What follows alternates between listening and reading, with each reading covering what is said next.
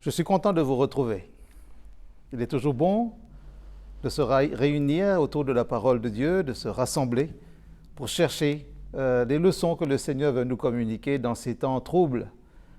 Alors aujourd'hui, je peux vous inviter à réfléchir sérieusement à ce qui se passe dans votre vie. Et j'entends l'invitation de Jésus qui dit dans Matthieu chapitre 11, verset 28, « Vous tous qui êtes fatigués, venez à moi. Vous êtes chargés? Venez à moi, et je vous donnerai du repos. » Avant de retrouver ce texte et d'autres textes aussi, je voudrais vous inviter à prier avec moi. Seigneur, nous voulons te dire merci parce que tes bontés pour nous se renouvellent chaque matin, chaque midi et chaque soir, quels que soient les défis auxquels nous sommes confrontés. En cet instant, nous voulons nous tourner vers toi, parce que nous dépendons de l'action du Saint-Esprit pour nous aider à comprendre ta parole, à te chercher à travers elle. Alors instruis-nous encore et toujours pour nous donner cette nourriture spirituelle dont nous avons besoin, pour reprendre des forces, pour avancer, pour tenir dans la distance au nom de Jésus. Amen. La question qui mérite d'être posée, et c'est un peu le thème de notre réflexion, avez-vous le vaccin contre le vide? Alors, vous êtes fatigué, probablement, avec toutes les informations, sur toutes les chaînes d'infos en continu, sur les écrans, sur Internet, vous avez des notifications qui vous parlent de tous les vaccins. Parce que la pandémie fait rage, il y a des statistiques affolantes par moment. Et vous, comme moi, nous avons envie, réellement, profondément, que cette pandémie cesse. En attendant, elle nous fatigue. Peut-être elle ne nous fatigue pas autant que le personnel soignant. Peut-être qu'elle ne nous fatigue pas autant qu'elle fatigue ces familles qui ont au moins une personne en leur sein atteinte par le coronavirus. Peut-être que cette pandémie ne nous fatigue pas réellement autant qu'elle ne fatigue les politiciens et nos dirigeants. Sur toute la planète, ils se creusent les méninges pour savoir comment trouver des solutions. Bien sûr, c'est une expérience inédite et à tous les niveaux. Dans toutes les organisations, dans les établissements scolaires, dans les entreprises, même dans les plus petites associations, il y a un casse-tête. Comment faire face à cela? Parfois, certains ont même des insomnies. Alors, dans ce flot d'informations ou de contre-informations, le citoyen veut tenir debout. Vous avez raison. Il faut trouver une solution. Maintenant, certains vont se dire, mais il n'y a que Dieu qui peut nous sortir de là. Dieu donne aussi l'intelligence aux hommes et aux femmes, ces chercheurs. Tous ces hommes, toutes ces femmes de bonne volonté, ces biologistes, ces épidémiologistes, ces chercheurs qui passent peut-être des nuits blanches pour trouver des solutions. Et puis nous arrivons à ces vaccins.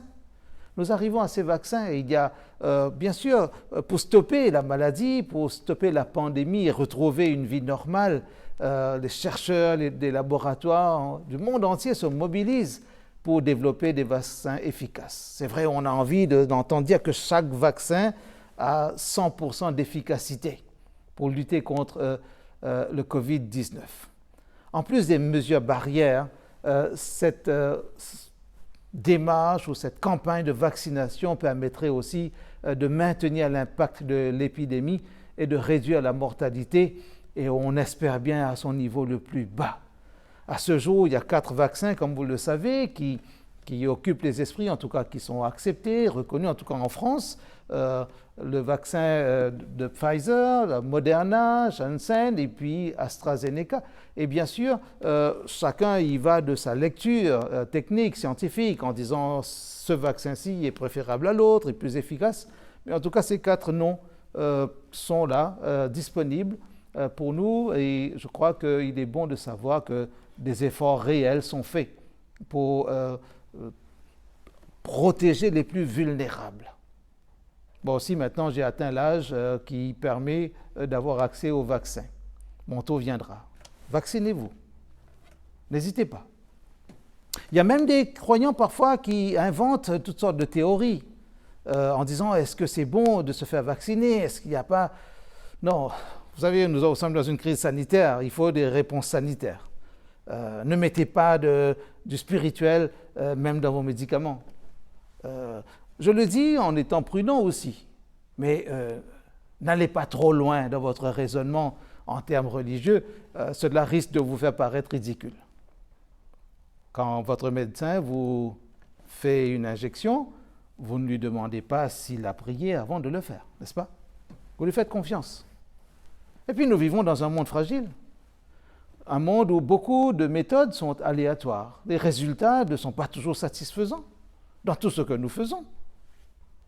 Alors nous pouvons aussi apprendre à faire confiance. Ce n'est pas une question de faire confiance à l'homme plus qu'à Dieu, mais nous sommes dans une période de crise sanitaire, des solutions sanitaires sont offertes et il y a beaucoup de ces solutions qui sont accessibles à l'esprit déjà et puis physiquement, donc il faut les prendre.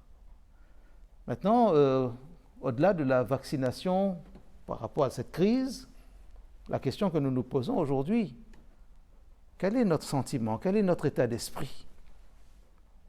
Avez-vous le vaccin contre le vide qui peut s'installer aussi dans ces périodes troubles? Avez-vous le vaccin contre le désespoir? La Bible, dans son entièreté, nous pose un peu indirectement, en tout cas entre toutes les lignes, cette question. Avez-vous le vaccin contre le péché? Ce virus qui est entré dans la vie de l'homme. Depuis Genèse chapitre 3, le péché est entré dans la vie de l'homme. Et Paul dit aussi, il va confirmer cela dans Romains chapitre 5, verset 12, si vous avez votre Bible, prenez avec moi dans le texte, se trouve dans Romains chapitre 5. Paul va faire comprendre qu'un virus est entré dans le monde. J'ai dit Romains chapitre 5, verset 12, vous avez bien entendu. C'est pourquoi, comme par un seul homme, le péché est entré dans le monde et par le péché la mort, et qu'ainsi la mort s'est étendue sur tous les hommes parce que tous ont péché. Voilà, de manière simple, comment Paul comprend la chose. Tous ont péché. Et le péché n'arrête pas de fatiguer la planète. Le péché, c'est la pandémie pérenne. Depuis cette sortie de l'Éden, l'homme est venu avec dans ses bagages ce virus mortel, le plus mortel de tous les virus. Parce que le péché sépare de Dieu, du Dieu de la vie. Le péché amène à la mort éternelle.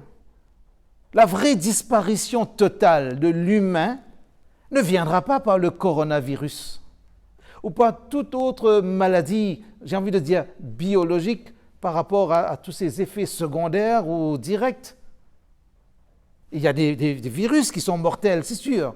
La grippe aussi tue les gens. Le cancer tue. Le tabagisme tue. Mais ce n'est pas cette mort, on ne parle pas de la mort désespérante amenée par le péché.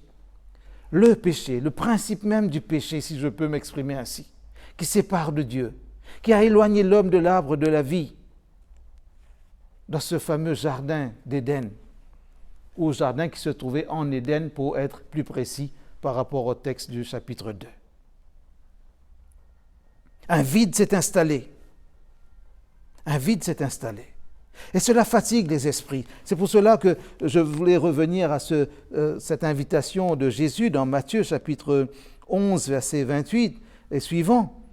Écoutez ce que Jésus dit, ou si vous avez eu le temps de chercher le texte, Matthieu chapitre 11, verset 28. « Venez à moi, vous tous qui êtes fatigués et chargés, et je vous donnerai du repos. Prenez mon joug sur vous et recevez mes instructions, car je suis doux et humble de cœur, et vous trouverez du repos pour vos âmes, car mon joug est doux et mon fardeau léger. » Mon joug est doux et mon fardeau léger. Le vaccin que Jésus donne face à tous les tourments moraux que nous pouvons avoir est un vaccin léger. Logiquement, avec ce vaccin, il n'y a pas d'effet secondaire. Vous trouverez du repos pour vos âmes. Face à cette pandémie universelle, pérenne, la Bible nous dit que Dieu a tant aimé le monde qu'il a donné son Fils unique, Le verset le plus célèbre de la Bible, Jean chapitre 3, verset 16, je ne vais pas le lire avec vous, je vous le rappelle juste parce que vous le connaissez très certainement pour la plupart d'entre vous, et vous le découvrez aussi pour ceux qui sont en recherche. Mais je veux juste prendre le texte qui se trouve dans Actes chapitre 4, verset 12, où Pierre rappelle quelque chose de fondamental. À la question, avez-vous le vaccin contre le vide qu'occasionne le péché? Ce vide relationnel entre l'homme et Dieu. Qui peut combler ce vide? Pierre répond. Actes chapitre 4, verset 12. Il n'y a de salut en aucun autre, en parlant de Jésus, au verset 11, car il n'y a sous le ciel aucun autre nom qui ait été donné parmi les hommes par lequel nous devions être sauvés. Face au Covid-19, on vante les mérites, on fait la promotion de Pfizer, de Moderna, de Johnson & Johnson, et aussi de AstraZeneca. 4 noms qui vont devenir célèbres. Quelle que soit l'opinion que les uns et les autres se font, surtout les experts. Mais pour le péché, pour le virus du péché, pour ce virus universel, qui est encore plus qu'une pandémie au sens physique, c'est une pandémie spirituelle qui a touché le cœur. La maladie cardiaque spirituelle, le virus a touché toute l'humanité. Et Pierre nous dit qu'il n'y a qu'une solution. Le nom de ce vaccin, permettez-moi d'employer cette expression par rapport à Jésus, le nom de ce vaccin, c'est Jésus. Aucune concurrence. Aucune concurrence. Retenez bien ce dit. Regardez bien mes lèvres. Aucune concurrence face à Jésus pour régler la question du péché. Il n'y a pas d'autre médiateur, pas d'autre intercesseur, aucun ange, aucun apôtre, ils sont tous morts d'ailleurs. Même pas la mère de Jésus, Marie, cette gentille dame. Aucune possibilité pour qu'elle soit notre médiatrice. Ni la tante de Jésus, Élisabeth. Aucune autre sainte. Quel que soit le nom que vous allez cocher ou emprunter sur le calendrier, personne d'autre que Jésus ne peut vous sauver du péché. Vous allez me dire, est-ce que je suis un peu exclusif? Est-ce que ce n'est pas arbitraire que de ne donner qu'un sauveur? Mais dites-moi, entre nous, les autres n'écoutent pas. Entre nous, à part Dieu, à part le Créateur, qui peut réparer cette mauvaise histoire? Cette histoire sombre qu'on appelle le péché. Qui? Vous imaginez quelqu'un d'autre qui serait créature lui-même et qui pourrait résoudre ce problème du péché? Face au virus du péché, Jésus. Alors le péché, si je parle du principe du péché, amène des péchés, comme conséquence, comme comportement. Et les péchés, la première chose, on se rend compte dans le Jardin d'Éden, en regardant l'homme, le premier désordre qui est occasionné, le premier effet secondaire, on pourrait dire, du péché, c'est la crise d'identité. Qui suis-je? Qui suis-je?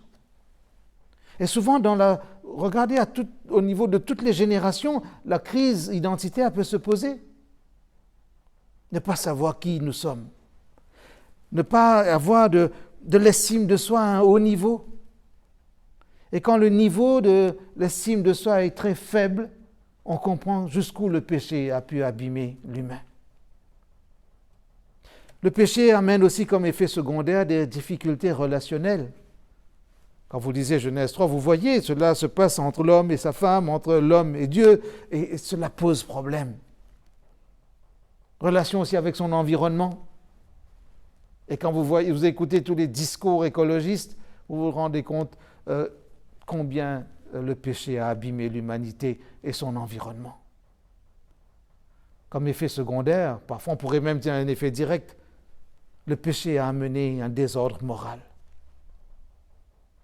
Ou une morale par courant alternatif, selon les époques, selon les saisons, selon les humeurs ou selon les consensus qu'on peut développer. Face à tout cela, Jésus devient la solution.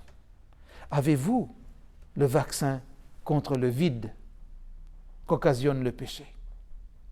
Nous courons après le vaccin contre le Covid-19, mais en 2021.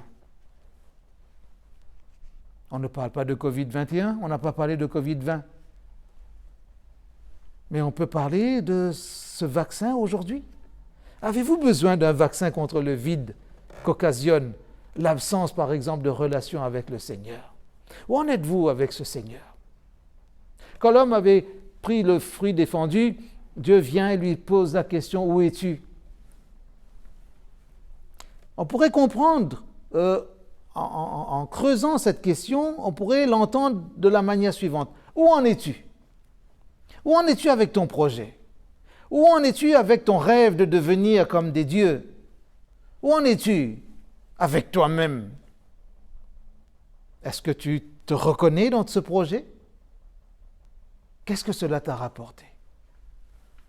Et nous, aujourd'hui, dans notre année 2021, est-ce que le péché peut occasionner des vides dans notre vie? Et peut-être amener une sorte de sentiment d'étrangeté par rapport à Dieu. Peut-être nous parlons de Dieu tous les jours, mais est-ce que nous parlons à Dieu? Est-ce que nous écoutons Dieu nous parler? Face à ce vide, une solution, un vaccin, Jésus. Peut-être parfois nous prenons aussi du temps pour accomplir nos rites religieux. Mais est-ce que le fond, notre cœur, de tout notre cœur, est-ce que nous sommes avec le Seigneur? Quand dans les psaumes, j'aime bien cette expression qui dit « Je louerai l'Éternel de tout mon cœur ». De tout mon cœur, entier. La nature a horreur du vide, n'est-ce pas? On le dit depuis l'Antiquité, depuis le philosophe Aristote, qui a prononcé le premier cette phrase, la nature a horreur du vide. Et plus tard, le philosophe allemand Nietzsche va reprendre cette idée. Et on se rend compte que la nature a horreur du vide. Il faut remplir le vide partout, et même son contraire. J'aime dire, donner 10 étagères à quelqu'un dans sa maison, il trouvera le moyen de les remplir. Donner 10 placards, 10 armoires à certaines personnes, elles vont les remplir au bout de 3 mois. La nature a horreur du vide. Qu'est-ce qui vient dans notre vie? Peut-être le péché est entré dans notre vie. Et le péché, c'est un virus incolore, inodore. Nous ne connaissons pas sa taille, mais nous voyons ses effets. Ce virus a des effets secondaires dans notre vie. Est-ce que nous reconnaissons les symptômes, comme évoqué tout à l'heure? Question d'identité, question de distanciation relationnelle, question de désordre moral. Est-ce que nous sommes attentifs à cela? Avec ce virus, nous ne pouvons pas faire semblant. Avec le péché, le virus du péché, nous ne pouvons pas passer notre temps à regarder ailleurs. Il nous rattrape facilement si nous ne faisons pas attention. Avec quoi allons-nous nous purifier? Il n'y a pas de gel hydroalcoolique pour nous aider à nous protéger du péché. Mais il y a un nom, Jésus. Avez-vous envie de vous tourner vers ce Jésus en cet instant, de le chercher, de l'accueillir dans votre vie?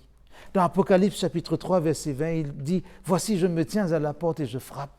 Si quelqu'un entend ma voix, et ouvre la porte, j'entrerai chez lui. Si quelqu'un accepte de m'ouvrir la porte, il aura le vaccin contre le péché. » Est-ce que vous entendez Jésus frapper à la porte de votre cœur? Comment le reconnaître? Dans les 1000 bruits de la terre, dans les 1000 bruits de la condition humaine. Cherchez Jésus dans sa parole. D'ailleurs, lui-même dit, vous sondez les Écritures, car vous pensez avoir en elles la vie éternelle. En effet, ce sont elles qui rendent témoignage de moi. Alors si les Saintes Écritures rendent témoignage de Jésus, Mais je pense que c'est à travers elle que nous pourrons entendre sa voix, entendre sa manière de frapper et bien distinguer la manière de Jésus par rapport à tous les autres bruits qui viennent à notre porte, qui viennent surtout à la porte de notre cœur.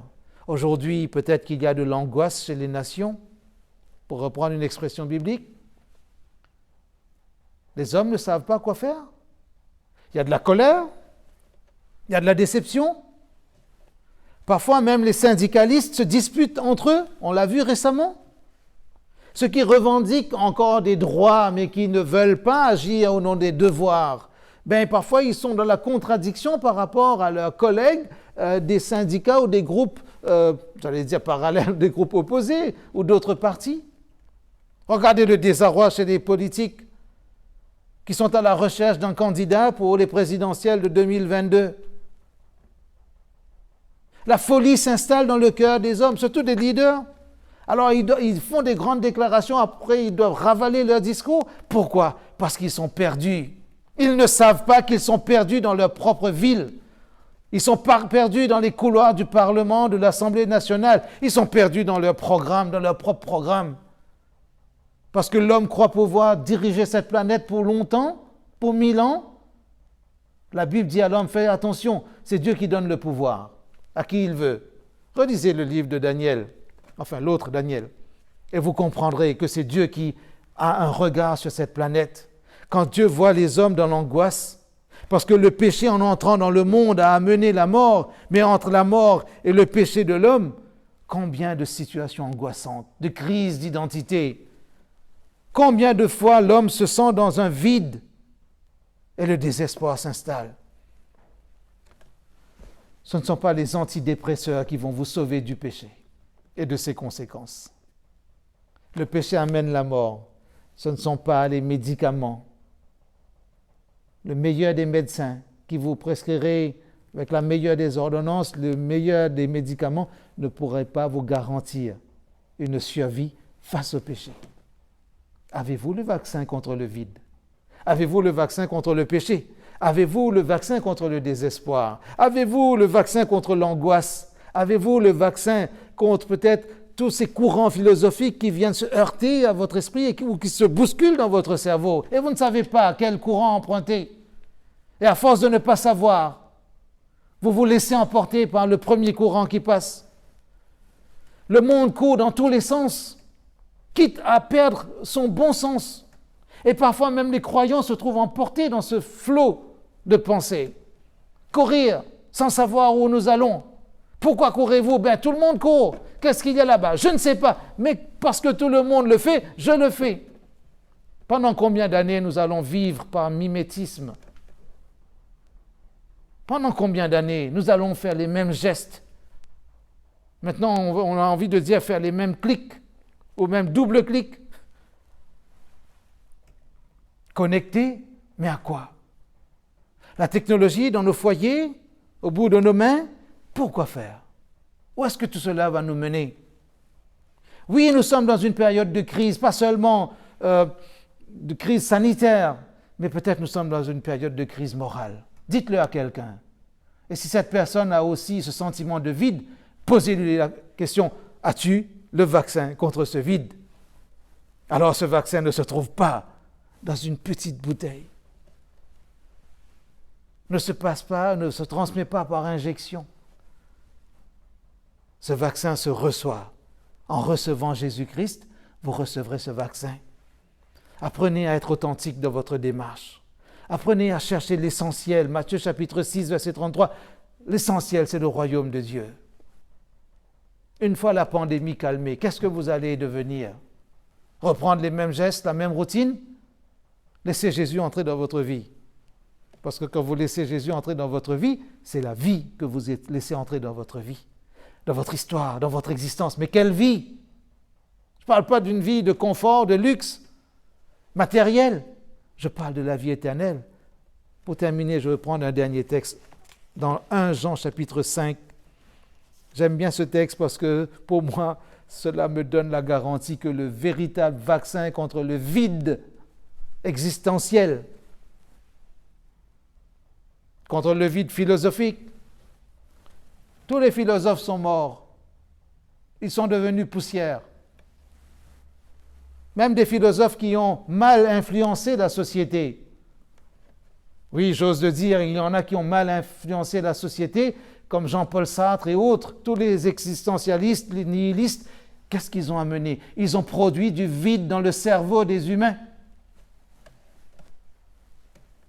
Au nom de leur propre révolte, de leur propre vide, ils ont entraîné des générations entières dans un gouffre.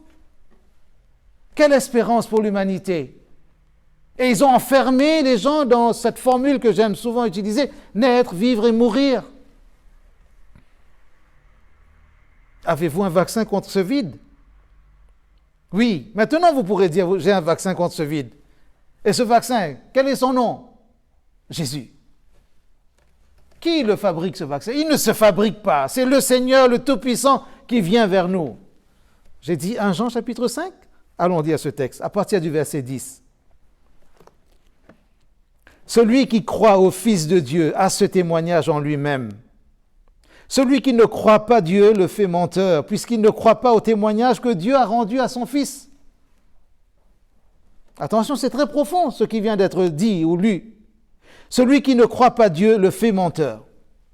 Parce que Dieu a donné son témoignage en son Fils. Dieu a donné le vaccin anti-péché en son Fils. Si quelqu'un n'y croit pas, comme s'il disait que Dieu était menteur. Êtes-vous prêt à relever ce défi? Verset suivant. Et voici ce témoignage, c'est que Dieu nous a donné la vie éternelle et que cette vie est dans son Fils.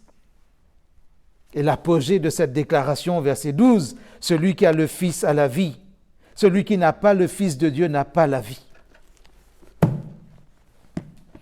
J'ai choisi, depuis mon jeune âge, d'accepter le vaccin contre le vide qu'occasionne le péché. Regardez autour de vous, dans votre vie personnelle, dans votre foyer, dans votre famille, dans votre entourage. Il y a des gens qui sont dans un gouffre. Allez les chercher. Vous ne voulez pas vous déplacer physiquement aujourd'hui? Envoyez un texto, un mail, prenez une photo, envoyez un verset. Faites une photo de ce texte dans la Bible, ou faites un extrait, un copier-coller, envoyez. Dites voilà le vaccin contre le vide de la vie dans laquelle nous sommes parfois. Je suis rassuré parce que j'ai une espérance, même si je dois faire face à de nombreux défis dans mon quotidien. Je suis rassuré parce que Jésus me donne la vie éternelle. J'ai accepté ce vaccin et je n'ai pas peur de la condition humaine parce que ma vie est dans la main du Seigneur Jésus. Vous vous sentez fatigué? Désespéré? Ouvrez la porte de votre cœur, laissez entrer Jésus, vous laisserez entrer ce vaccin contre le péché et vous laisserez surtout entrer la vie éternelle dans votre vie. Faites une belle expérience avec Jésus-Christ. Ne lui dites pas non. Ne faites pas de Dieu un menteur. Dieu est le Dieu de la vérité. Acceptez cette vérité. Jésus qui dit « Je suis la vérité ». Il est le chemin et la vie éternelle. Que le Seigneur vous bénisse. Amen.